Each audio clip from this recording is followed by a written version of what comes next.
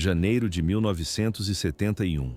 Idi Amin Dada tomou o controle de Kampala com tanques nas ruas e promessas no rádio. Ele jurou liberdade. Disse que a corrupção era coisa do passado. Porque o povo acreditou? Parecia um homem do povo, um militar simples. Mas a esperança virou terror em questão de meses. À primeira vista, um salvador carismático. Mas na prática, um carrasco paranoico. Nas filmagens da época, nota-se, Amin ri, conta piadas e aperta a mão de diplomatas. O mundo via um bufão inofensivo. Mas, por trás das risadas, ele assinava listas de execução. Uganda mudou. O país mergulhou no medo. O rio Nilo começou a carregar corpos. O cheiro de sangue impregnou os quartéis da polícia estatal. Não havia para onde correr. Soldados arrombavam as portas de madrugada. Ouve-se o som seco de coronhadas e gritos abafados. Pais eram arrastados para fora de casa. Filhos ficavam para trás, paralisados. Comunidades inteiras foram apagadas dos registros. O silêncio reinou absoluto. 1925. Essa é a data estimada. O dia exato do nascimento nunca foi registrado. Por que esse detalhe se perdeu? Documentos eram um privilégio que sua família não tinha. Para um clã pobre, a sobrevivência importava mais que certidões. Koboko, uma cidade pequena no noroeste de Uganda, fronteira seca com o Sudão e o Congo. Idi Amin nasceu lá, filho do povo Kakwá. Uma etnia pequena, sem terras férteis, sem influência política em comparação aos poderosos Baganda. O pai, Amin Dada, vivia da agricultura de subsistência. A mãe, Asa Ate, comandava a casa. Era uma mulher severa, moldada por crenças religiosas rígidas e disciplina física. Amin cresceu na pobreza absoluta, frequentou a escola apenas até a 4ª série. Saiu sem saber ler ou escrever corretamente. O analfabetismo funcional o perseguiu pelo resto da vida. Ele não conseguia redigir ordens, dependia de ajudantes para decifrar memorandos básicos, mas o que faltava em educação sobrava em força bruta. Na fotografia da época nota-se um gigante entre homens comuns, quase 2 metros de altura, ombros largos, músculos densos. A presença física dele impunha respeito imediato mesmo na adolescência. 1946. Amin se alistou no King's African Rifles, o exército colonial britânico. À primeira vista, um simples serviço militar, mas na prática, a única rota de fuga da miséria.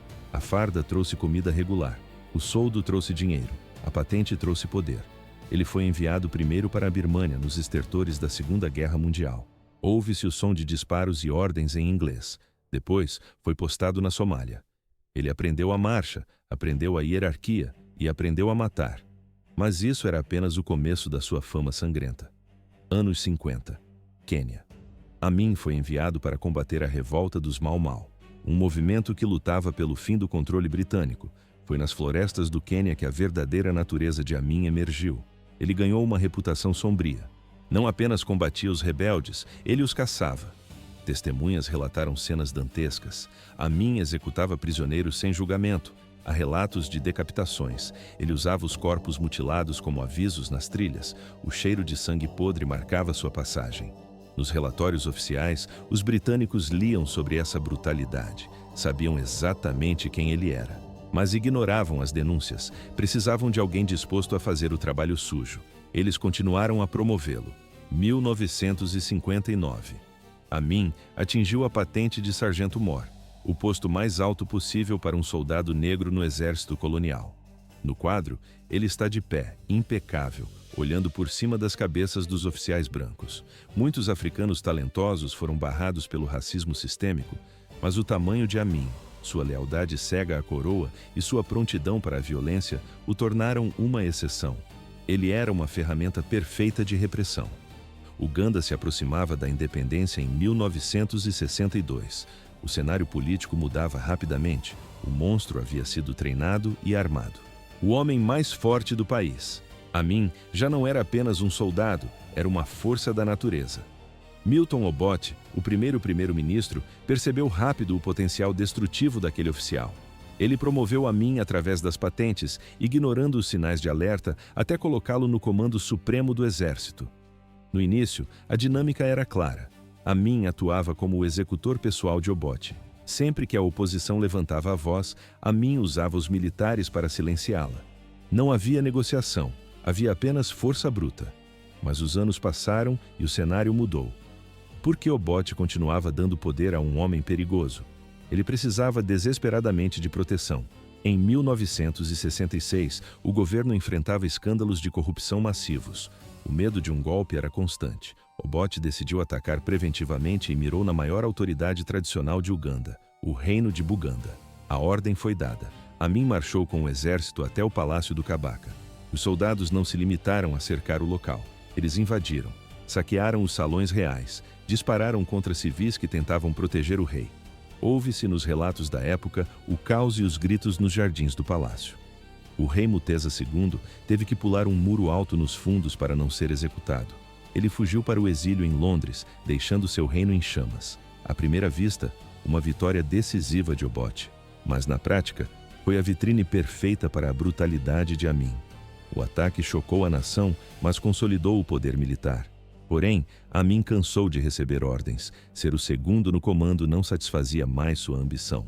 A destruição de Buganda o tornou popular entre grupos específicos, especialmente os soldados do norte que admiravam sua mão pesada. Silenciosamente, ele começou a construir seu próprio exército dentro do exército.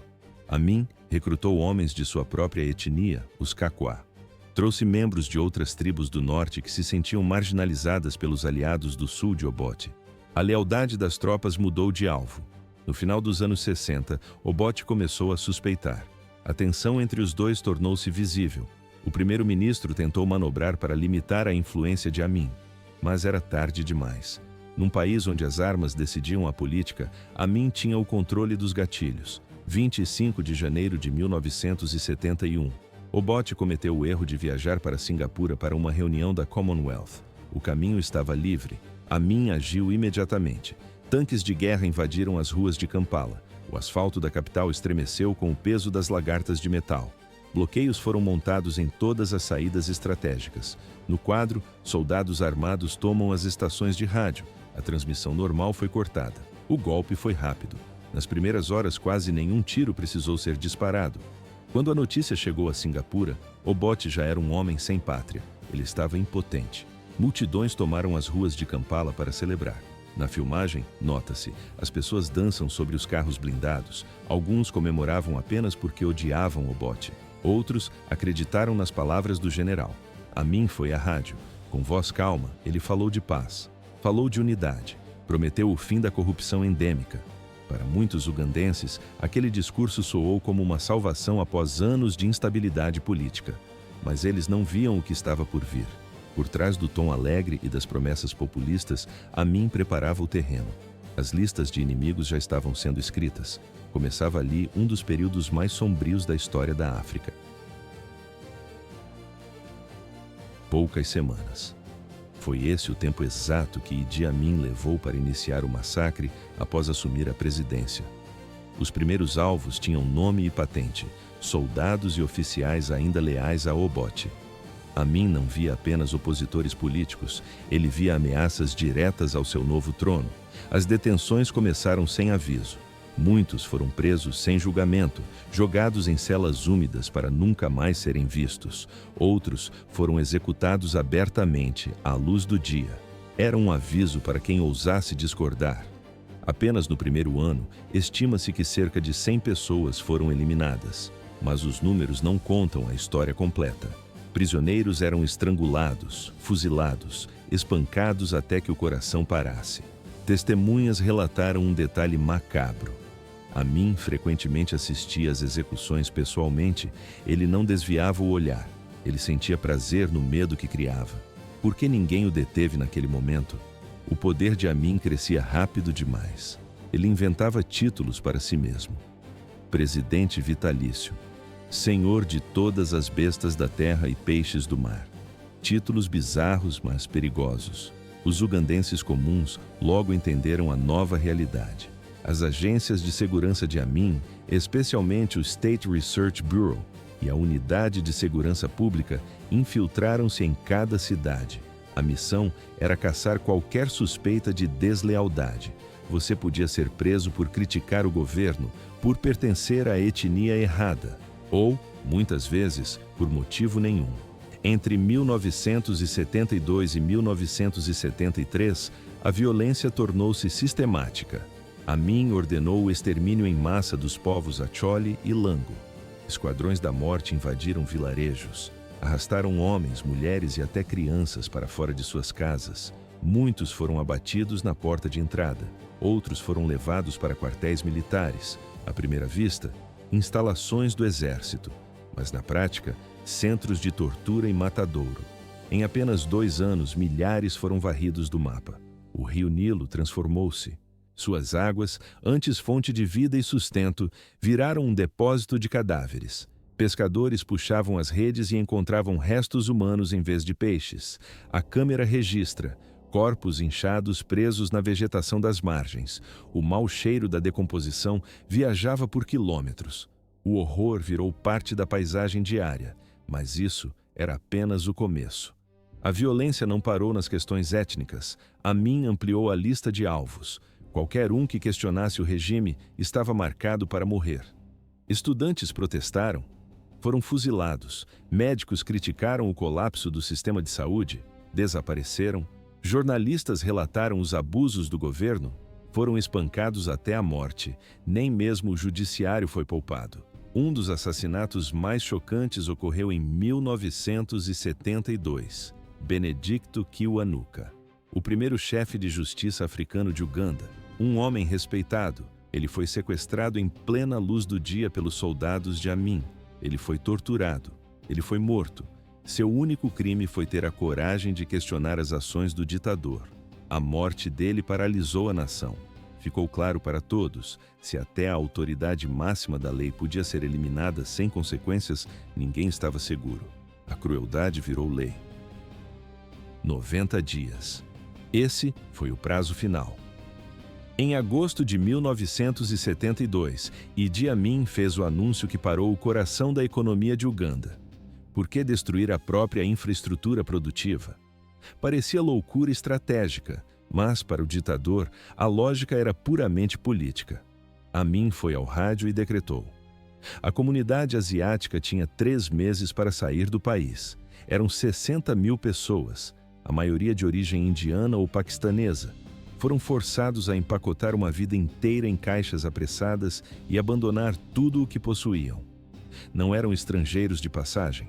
Muitas dessas famílias estavam no solo ugandense há 3 ou 4 gerações. Eles chegaram durante o domínio britânico, no início dos anos 1900. Trabalhadores trazidos para assentar os trilhos da ferrovia de Uganda. O trabalho era brutal. Quando a última dormente foi colocada, muitos ficaram. Décadas se passaram. Esses ex-operários abriram pequenos comércios, gerenciaram fazendas, construíram impérios industriais. Na década de 1960, os asiáticos controlavam a maior parte do varejo, diversas fábricas e as terras mais produtivas do país. Bancos, logística, suprimentos. Tudo passava pelas mãos deles. Amin viu nisso uma oportunidade, acusou a comunidade de sabotagem, disse que eles exploravam os africanos e acumulavam a riqueza nacional. O discurso foi calculado. Ele tocou na ferida do ressentimento. Muitos ugandenses viviam na pobreza, enquanto viam seus vizinhos asiáticos prosperarem. O ditador usou essa raiva como combustível. Ele se vendeu como o herói que devolveria a África aos africanos. À primeira vista, um ato de justiça social, mas na prática, um suicídio econômico. A expulsão drenou o país. Amin não removeu apenas pessoas, ele removeu os gerentes, os engenheiros e os empresários. Lojas que vendiam de tudo, de roupas a sabão, amanheceram trancadas. Fábricas de açúcar, têxteis e aço pararam. O silêncio tomou conta dos galpões industriais. Não havia ninguém qualificado para operar as máquinas. Nas fazendas, o cenário era ainda pior. Amin entregou terras produtivas para seus amigos e oficiais militares. Homens leais, mas incompetentes. Eles não sabiam plantar, colher ou gerir safras. Em questão de semanas, as plantações apodreceram no campo. A economia entrou em colapso em velocidade recorde. Uganda, antes chamada de a Pérola da África por sua força regional, desmoronou.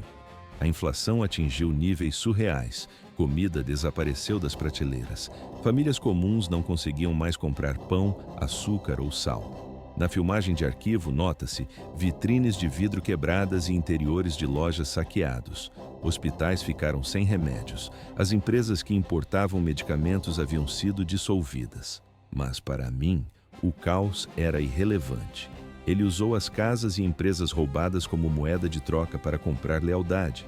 Mas isso era apenas o começo da tragédia. Os novos donos levaram os negócios à falência rapidamente. Em vez de prosperidade, o país mergulhou na fome. O custo humano da expulsão foi brutal. Famílias foram separadas à força. A regra era estrita: apenas uma mala por pessoa. Casas mobiliadas, carros na garagem, estoques cheios, tudo ficou para trás. Crianças foram arrancadas das salas de aula no meio do semestre. Pais e mães se perderam na confusão burocrática. A câmera registra o saguão do aeroporto de Entebbe, lotado de rostos desesperados e pilhas de bagagem. O prazo de 90 dias se esgotava. O Reino Unido abriu as portas para 27 mil refugiados, já que muitos possuíam passaportes britânicos. O Canadá recebeu cerca de 7 mil. Outros fugiram para o Quênia, Tanzânia e Estados Unidos. Eles sobreviveram e reconstruíram suas vidas no exterior. Mas o trauma da perda súbita permaneceu. Nem todos tiveram a sorte de embarcar num avião.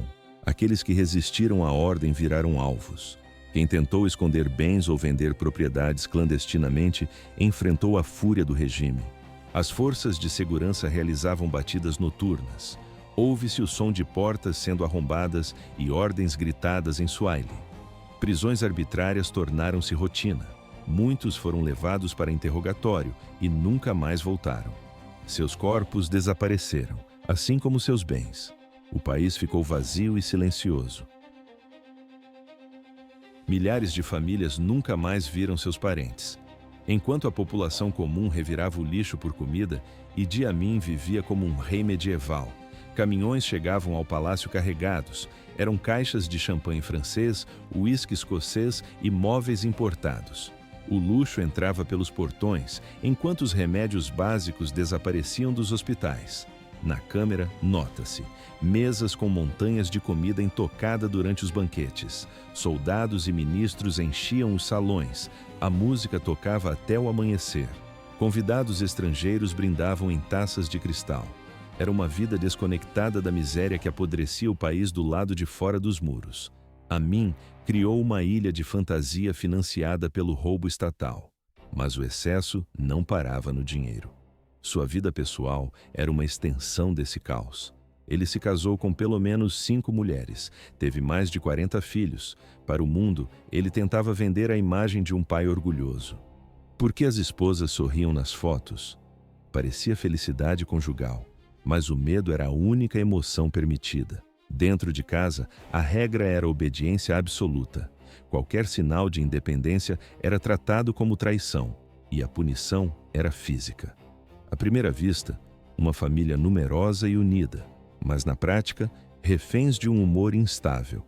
O episódio mais sombrio ocorreu em 1974. Kai Amin, sua terceira esposa, morreu. O regime emitiu uma nota rápida: acidente trágico. Mas a verdade era muito mais brutal. O corpo de Kay foi encontrado no necrotério do hospital.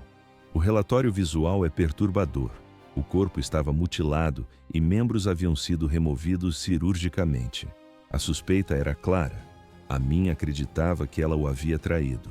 Ele não apenas ordenou a execução, ele ordenou a profanação.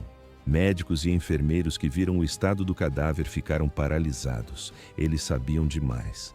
Dias depois, alguns desses funcionários desapareceram para sempre. Amin estava limpando os rastros, mas isso era apenas o começo. Outras esposas relatavam sussurrando: espancamentos, humilhações e terror psicológico. Amin tratava mulheres como propriedades. Se ele quisesse uma jovem, ele a tomava. Resistir significava sequestro ou morte. Ele precisava provar que seu poder não tinha limites, nem mesmo dentro do quarto. A violência, no entanto, misturava-se com a loucura. Amin desenvolveu uma obsessão perigosa pelo ocultismo. Ele afirmava ter poderes especiais. Dizia ser invencível. À noite, realizava rituais estranhos. Relatórios de inteligência interceptados traziam detalhes que pareciam ficção. Falava-se abertamente sobre canibalismo. Ouve-se em gravações da época o ditador mencionando o gosto da carne humana.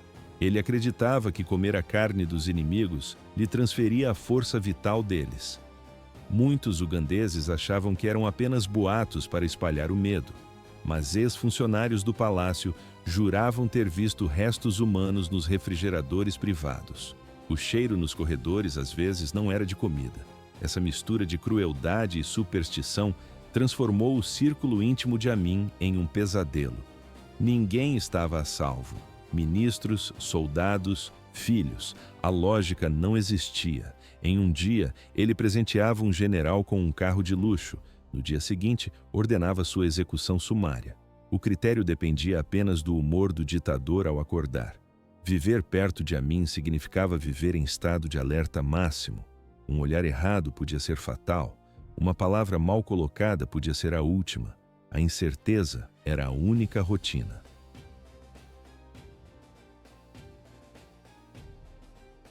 Meados da década de 70. O terror mudou de endereço. Já não bastava controlar os quartéis e as ruas, Idi Amin queria controlar as mentes. Porque o ditador atacou as escolas, ele tinha o poder absoluto e as armas. Mas, para Amin, um professor com um livro era mais perigoso que um rebelde com um fuzil. A inteligência era uma ameaça direta à sua autoridade baseada em mentiras. As operações começaram de forma brutal. Soldados invadiram universidades, colégios e igrejas. Locais que antes eram santuários de aprendizado tornaram-se zonas de caça. Professores, médicos e estudantes não apenas desapareciam. Eles eram arrancados de suas camas no meio da noite. Ouvia-se o som de motores acelerando e depois o silêncio. A maioria nunca mais foi vista. À primeira vista, uma reforma educacional forçada, mas na prática, um extermínio sistemático da elite intelectual.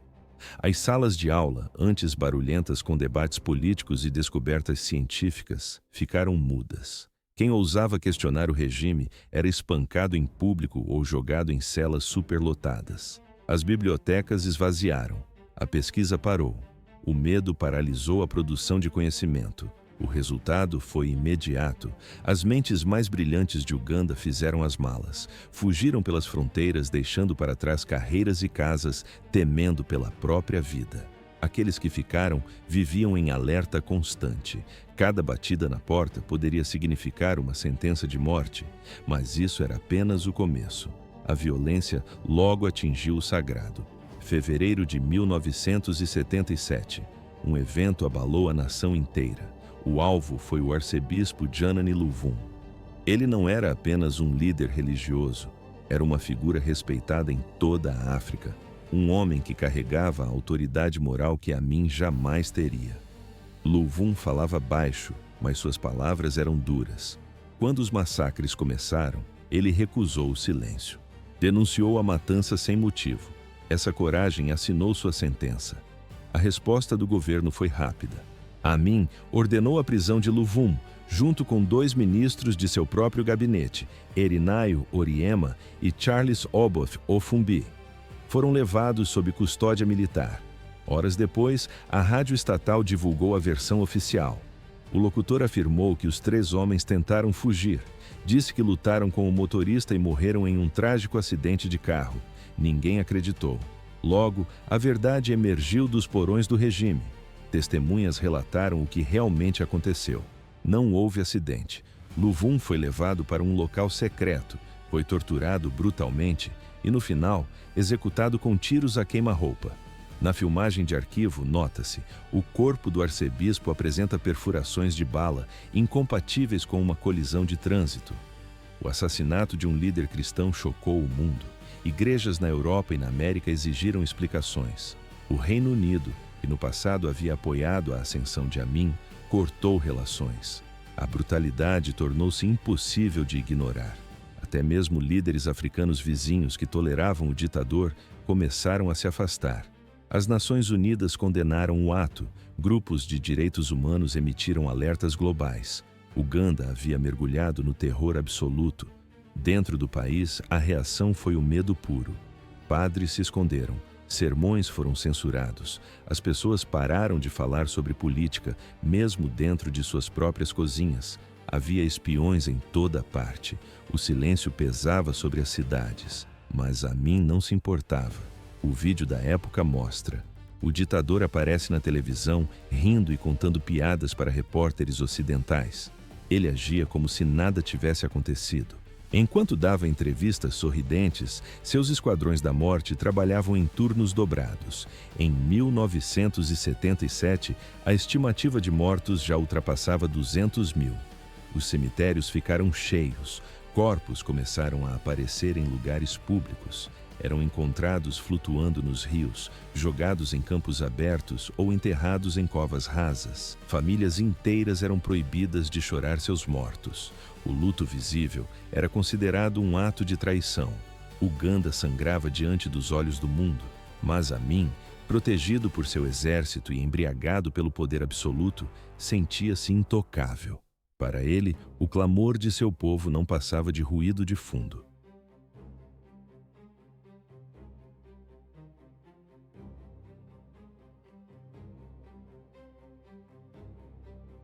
Em 1978.